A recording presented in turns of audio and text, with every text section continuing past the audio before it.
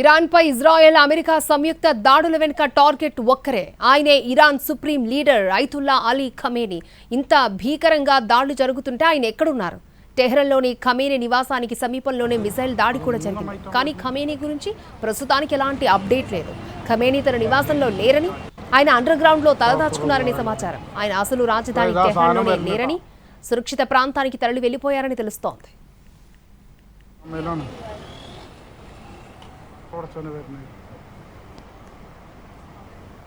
Time ഉണ്ടല്ലോ ഇവരത് പൊട്ടിക്കാത്ത അത് മൂന്നെണ്ണമായിട്ടുള്ള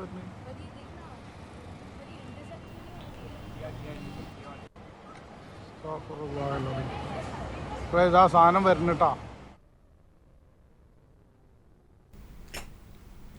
ఇజ్రాయెల్ అమెరికా సంయుక్త దాడులు ఇరాన్కి భారీ నష్టాన్ని మిగిల్చాయి. దాడుల్లో అనేక మంది ఇరానియన్లు ప్రాణాలు కోల్పోయినట్లుగా తెలుస్తోంది. రైట్, పూర్తి డీటెయిల్స్ అందించడానికి మా ప్రతినిధి రాజు మనకి అందుబాటులో ఉన్నారు. రాజు, ఓవర్ టు యు. అక్షయ, ఇప్పటి వరకు ఇరాన్ పైన జరిగినటువంటి దాడితో అంటే ఇజ్రాయెల్ దాంతో పాటు అమెరికా సంయుక్తంగా ఇరాన్ పైన దాడి చేసింది. సో వెంటనే రియాక్ట్ అయినటువంటి ఇరాన్ ఇప్పటికే బాలిస్టిక్ మిసైల్స్ తో ఇజ్రాయెల్ పై దాడి చేయడమే కాకుండా ముఖ్యంగా అమెరికాకు సంబంధించినటువంటి స్థావరాలు వివిధ దేశాల్లో ఎక్కడెక్కడైతే ఉన్నాయో కువైట్, దాంతో పాటు ఇరాన్, ఇరాక్, మరికొన్ని ప్రాంతాల్లో కూడా అమెరికాకు సంబంధించినటువంటి స్థావరాలు ఉన్నాయి. వాటిపైన కూడా దాడులు చేసింది. దాంతో ఇప్పుడు ఎయిర్ స్పేస్ మొత్తం కూడా ఈ మిడిల్ ఈస్ట్ దేశాల్లో క్లోజ్ చేసినటువంటి పరిస్థితి కనిపిస్తుంది. ఒకవైపు ఇరాన్ తో పాటు ఇజ్రాయెల్ లో కూడా పలు చోట్ల భీకరమైనటువంటి పరిస్థితులు కనిపిస్తున్నాయి. ముఖ్యంగా ఇజ్రాయెల్ ఎప్పుడైతే ఇరాన్ పై దాడి చేసిందో అక్కడ మాత్రం కొంత దారుణమైనటువంటి పరిస్థితి కనిపించింది.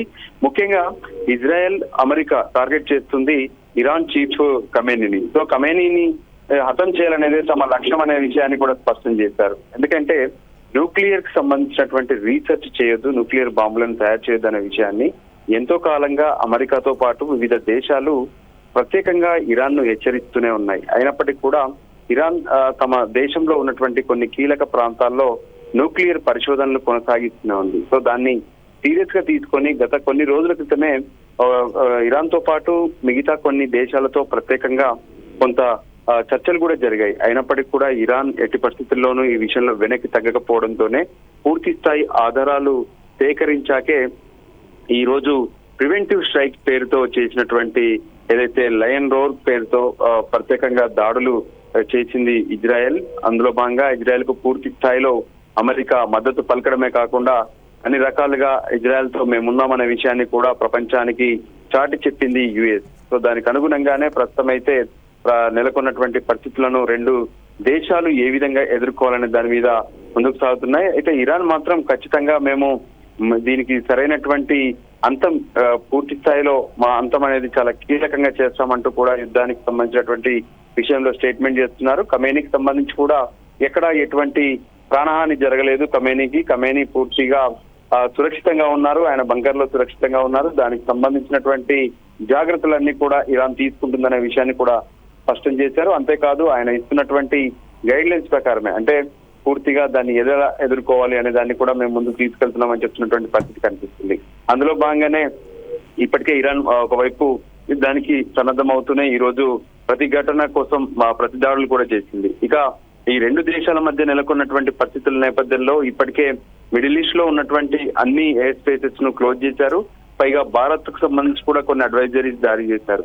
ఎందుకంటే అక్కడ ఎంతో మంది తెలుగు విద్యార్థులు, కొంతమంది తెలుగు పౌరులు కూడా ఉన్నటువంటి పరిస్థితి. దాంతో వాళ్ళెవరూ కూడా బయటికి రావద్దు, సురక్షిత ప్రాంతాల్లోనే ఉండాలనే విషయాన్ని కూడా స్పష్టం చేశారు. దానికి అనుగుణంగానే ప్రస్తుతం నెలకొన్నటువంటి పరిణామాలన్నింటినీ కూడా పరిశీలించడమే కాకుండా ఈ ప్రాంతాల్లో అంటే ఏదైతే నోటం జారీ చేసినటువంటి ప్రాంతాల్లో ఎట్టి పరిస్థితుల్లోనూ ఎవరు విమానాలను నడపొద్దనే విషయాన్ని కూడా స్పష్టం చేశారు. ఎందుకంటే వాటిపైన కూడా సైనిక దాడులు, మిసైల్స్ పడే అవకాశం ఉంటుంది. దాంతో మరింత ప్రమాదం జరిగే ఛాన్సెస్ ఉంటాయనే విషయాన్ని కేంద్ర ప్రభుత్వం స్పష్టం చేసింది. దానికి అనుగుణంగా డీజీసీఏ సైతం రూల్స్ జారీ చేసింది.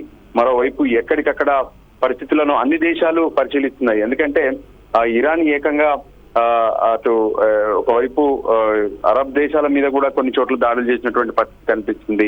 సో కువైట్ ప్రజలు కూడా కొంత టెన్షన్ పడుతున్నారు. ఎక్కడెక్కడైతే అమెరికాకు సంబంధించినటువంటి స్థావరాలు ఉన్నాయో వాళ్ళ మిలిటరీ స్థావరాలను టార్గెట్ చేస్తున్నటువంటి పరిస్థితి. ఈ నేపథ్యంలో ఈ యుద్ధం ఎప్పుడు శాంతిస్తుందంటూ కూడా సామాన్యులైతే ఎదురు చూస్తున్నటువంటి పరిస్థితి స్పష్టంగా కనిపిస్తుంది. అక్షయ. రాజు, ముఖ్యంగా డీజీసీ హెచ్చరికలు కూడా మనం చూసాం. దేశీయంగా కూడా చాలా విమానాలు రద్దయ్యాయి. మరోపక్క ఫ్యూయల్ ధరలు కూడా పెరిగే ఛాన్సెస్ ఉన్నట్టుగా కనిపిస్తోంది కదా. ఎస్, ఖచ్చితంగా. ఎందుకంటే రెండు దేశాల మధ్య జరుగుతున్నటువంటి యుద్ధం అది పక్కనే ఉన్నటువంటి ఇతర దేశాలను కూడా టార్గెట్ చేస్తూ ఉంది ఇరాన్. సో ఈ పరిస్థితుల్లో అక్కడ ఉన్నటువంటి చమురు నిల్వలకు సంబంధించి ముఖ్యంగా ప్రపంచంలో ఎక్కువగా చమురు ఉన్నటువంటి దేశాలుగా మనం ఇరాన్, ఇజ్రాయెల్ చూస్తుంటాం. అక్కడ నుంచి ఎగుమతి అవ్వడం అనేది రెగ్యులర్ గా జరుగుతూ ఉంటుంది. కానీ ఇప్పుడు యుద్ధ నేపథ్యంలో చమురు అనేది ఎగుమతి కాకపోవడం, దాంతో అంతర్జాతీయ మార్కెట్ల పైన ఈ ప్రభావం పడే అవకాశం స్పష్టంగా కనిపిస్తుంది. ఎందుకంటే వాహనాలు ఏదైతే డీజిల్ కానీ పెట్రోల్ కానీ వీటి ధరలు పెరిగే అవకాశం ఉంటుంది. దాంతో జనం మరింత ఇబ్బందులు పడే అవకాశం ఉంటుందనే విషయాన్ని ఇప్పటికే స్పష్టం చేస్తున్నారు. దానికి అనుగుణంగానే అన్ని రకాల చర్యలు తీసుకోవాలని కూడా ఇప్పటికే కొంత నిర్ణయాలు జరుగుతున్నాయి అంతర్జాతీయ స్థాయిలో. మరోవైపు డీజీసీఏ కూడా కొన్ని ఆదేశాలు ఏ విధంగానైతే జారీ చేసిందో ఇప్పటి వరకు దానికి అనుగుణంగా వాళ్ళ ఎయిర్ స్పేసెస్ లో మనం విమానాలు వెళ్ళొద్దనే విషయాన్ని చెప్తూనే కొన్ని మధ్యలో ఉన్నటువంటి విమానాలకు కూడా ప్రత్యేకమైనటువంటి ఇన్ఫర్మేషన్ ఇచ్చి వెంటనే వాటిని వెనక్కి రప్పించడం వంటి అంశాలు కూడా జరిగాయి. దానికి అనుగుణంగానే ప్రస్తుతం ఏదైతే డీజీసీఏ సివిల్ ఏవియేషన్ సంబంధించి సంయుక్తంగా ఎప్పటికప్పుడు పరిస్థితిని మానిటరింగ్ చేస్తూనే ఉన్నారు. దానికి కావాల్సినటువంటి గైడ్ లైన్స్ కూడా ఇప్పటికే పెద్ద ఎత్తున జారీ చేశారు. అంటే ఎట్టి పరిస్థితుల్లోనూ తీవ్ర నష్టం జరగకుండా ఉండాలంటే ఎటువంటి చర్యలు తీసుకోవాలనే దాని మీద ప్రత్యేకమైనటువంటి ఫోకస్ పెట్టారు. అక్షయ. అలాగే రాజు, అంటే ఇటు చర్చలకు తాము సిద్ధమంటూ కూడా అమెరికాకి సమాచారం పంపినట్టుగా తెలుస్తోంది. సో ఇవి ఎంతవరకు వెళ్ళొచ్చు అంటారు? చర్చలు జరిగే ఛాన్సెస్ ఉన్నాయా? ఎస్ అక్షయ, గతంలోనే మనం చూసాము. ప్రత్యేకంగా ఏ విధంగానైతే గత ఏడాది జూన్ జూలైలో రెండు దేశాల మధ్య పెద్ద ఎత్తున ఆందోళన జరిగింది, యుద్ధం జరిగింది. హమాస్ దాడులు కావచ్చు, గాజాపై జరిగినటువంటి దాడులు కావచ్చు, ఆ తర్వాత డ్రోన్స్ తో అటాక్ చేసినటువంటి పరిస్థితి కూడా కనిపించింది. సో ఆ సమయంలోనే చర్చలు జరిగాయి. సీజ్ ఫైర్ ఒప్పందం కూడా నిర్ణయం తీసుకున్నారు. సో సీజ్ ఫైర్ ఒప్పందం జరిగిన తర్వాత కూడా ఇప్పుడు ఉల్లంఘించింది ఇజ్రాయెల్. అంటే ప్రివెంటివ్ స్ట్రైక్ పేరుతో వాళ్ళు చేశారు. అంటే దీని అంతటి కారణం కూడా ప్రత్యేకంగా అక్కడ నెలకొన్నటువంటి పరిస్థితులే అనే విషయాన్ని కూడా స్పష్టం చేస్తున్నారు. సో ఈ నేపథ్యంలోనే ఎలాగైనా సరే కొంత ఈ పరిస్థితులను సద్దుమణించేటటువంటి ప్రయత్నం చేయాలనుకుంటున్నప్పటికీ కూడా ఇరాన్ నుంచి అందుతున్నటువంటి సమాచారం చర్చలకు సిద్ధమని చెప్తున్నారు. కానీ ఎంతవరకు మళ్ళీ ఈ న్యూక్లియర్ కి సంబంధించినటువంటి అంశం అనేది ఇక్కడ ప్రధాన ఎజెండా. వాళ్ళు న్యూక్లియర్ అంశంలో వెనక్కి తగ్గకపోవడం, న్యూక్లియర్ పరిశోధనలు చేస్తుండడమే ఇబ్బంది కలిగిస్తుందన్న విషయాన్ని ఇప్పటికే స్పష్టం చేశారు. దానికి అనుగుణంగానే దీనికి సంబంధించి ప్రత్యేకంగా మరి చర్చలు అనేటివి ఉంటాయా, ఉంటే ఎవరు లీడ్ చేస్తారు, ఈ యుద్ధాన్ని ఆపగలుగుతాయా, భవిష్యత్తులో మళ్ళీ యుద్ధం లేకుండా చేస్తుందా, ప్రపంచం మొత్తం కూడా ఇప్పుడు ఈ పరిస్థితిని అయితే ఎప్పటికప్పుడు పరిశీలిస్తుంది. సుదీర్ఘంగా దీనిపైన విశ్లేషిస్తున్నటువంటి సిచ్యువేషన్ కూడా కనిపిస్తుంది. అక్షయ. రాజు, ఇప్పుడు ఖమేనీ ఎక్కడ అనే ప్రశ్న తలెత్తుతోంది. అక్కడ ఇరాన్ మీడియా అయితే ఆయన చనిపోయారంటూ ప్రకటించినట్టుగా తెలుస్తోంది. బట్ ఆర్థిక మంత్రి మాత్రం బతికే ఉన్నారని చెప్తున్నారు. సో క్లారిటీ ఏమంటారు?